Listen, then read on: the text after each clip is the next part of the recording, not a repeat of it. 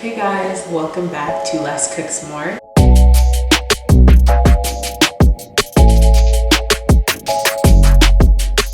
Today we are making lemon pepper chicken. Well actually I don't know if that's what we call it, but it's like lemon roasted chicken. And we are going to spatch cook it. So that's why you see a brick here. I meant spatchcock, not spatch cook. It's an old-fashioned way. I talked to my grandma this weekend and she told me how to cook this, so I'm hoping I do not disappoint.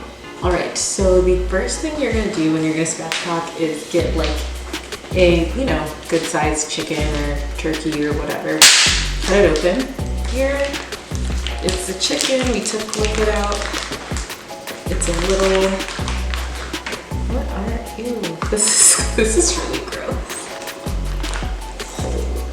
There's a lot of liquid. All right, hold on. All right, everybody, I have discovered through washing it that I'm really sickened right now, and I don't know why I thought I could cook this. Pulled out some feather thingies. There are some innards in here. I don't know why I didn't think that there would be none. Then next, you are going to take your chicken, turn it over. Oh my gosh. Oh my gosh. You are going to cut it through the rib cage. You can see like 2 lines, and you're gonna cut twice. So like these right here. And you're gonna break the rib cage.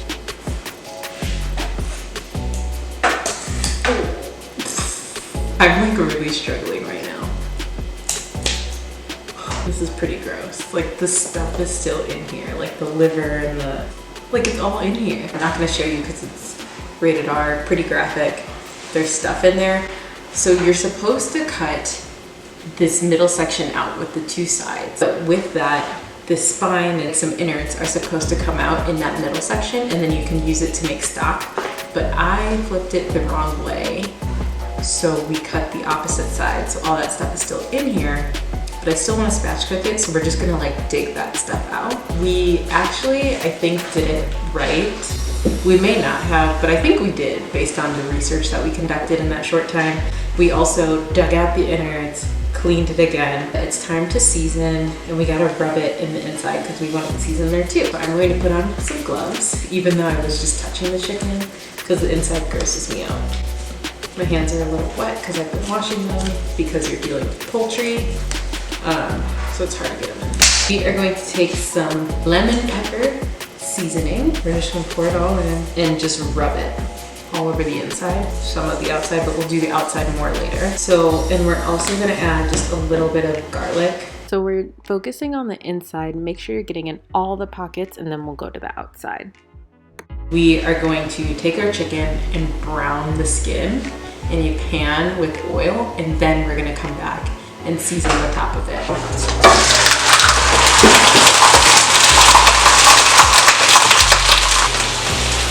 You want to flash cook, which is browning. So we're cooking the chicken in a deep pan so it retains the juices, and we're going to surround the chicken in foil so that it doesn't brown too quickly and it retains moisture.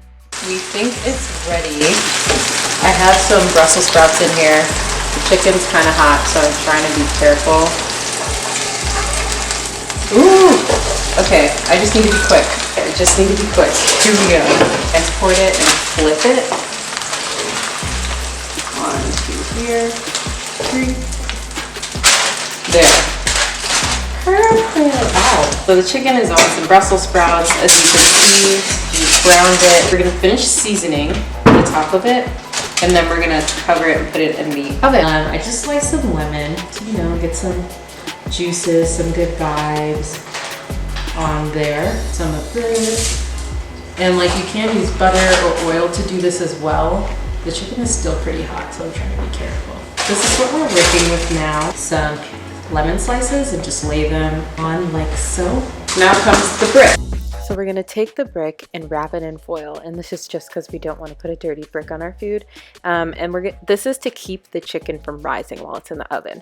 What I should have done is pressed harder on the back of the chicken to break it, to keep it from rising in addition to the brick, so we'll do that next time. But we're also going to wrap the foil around the chicken to keep it from browning too much, and then once we turn the temperature down, we'll unwrap it and allow it to brown a little bit more to get crispy. Now our chicken is all covered. We set the oven to 400 degrees. We're gonna put it in there for 20 minutes, and then we're gonna check it and lower the temperature to 375 degrees and put it in for probably another 15, but we'll double check and you can adjust the time as needed. So we took it out after 20 minutes. So this is where we're at. There is juice in here, browning nicely, but the way you check to see if it's ready is if it bounces back. The breast kind of seems ready. This part seems ready, but I don't know about everything. So don't judge, we do need to clean like the door, but we put it back in open just to let it brown a little bit more and get more heat. And we turn the oven down to 375. Okay, so I've taken it out the second time. It looks pretty brown, but it's supposed to run clear, and right here it looks like a little red still, but everywhere else it's bouncing back and it's perfect. So I'm gonna find a fat part and stick it in. Look at this baby move. We are gonna put it in again, but I just wanted to give it a little bit of juice so it doesn't dry out. So we're just pulling it from the bottom of the pan with this syringe. You can use a baster if you have one, and just, you know, cover it with the juice. As you can see, it's definitely browned. It looks pretty good. The temperature is right. It's about 165, a little over in most places. There was a little bit of liquid still coming out, but as long as it's running clear, it should be fine. So yeah, it looks really good. I haven't tasted it yet, but this is our chicken. Thanks for watching, guys. I'm not gonna show you me trying it just because it's really hot right now and I'm tired, but I'll let you know how it tasted. Thanks for watching.